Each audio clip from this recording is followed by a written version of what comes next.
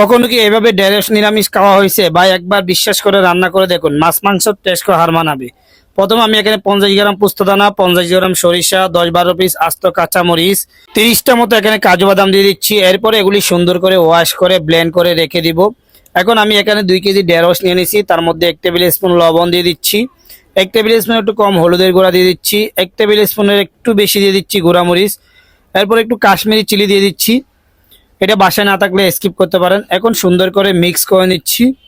এখন দিয়ে দিব বেসন। আমি এখানে 4 টেবিল স্পুন পরিমাণ বেসন দিয়ে দিচ্ছি। বেসনগুলি দিয়ে সুন্দর করে আবার একটু মিক্স করে নিব, কোনো ধরনের পানি ইউজ করবেন না। এরপর এগুলি আমি সুন্দর করে ডুবো তেলের মধ্যে ফ্রাই করে নিব। আপনি চাইলেও কম তেলের মধ্যে ফ্রাই করতে পারেন, কোনো সমস্যা নাই।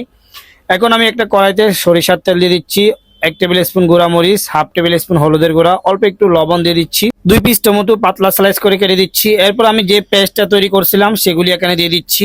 এটা দিয়ে সুন্দর করে 5 মিনিট ভুনা করে ব্লেন্ডারের জগটা ওয়াশ করে অল্প একটু পানি দিয়ে দিচ্ছি।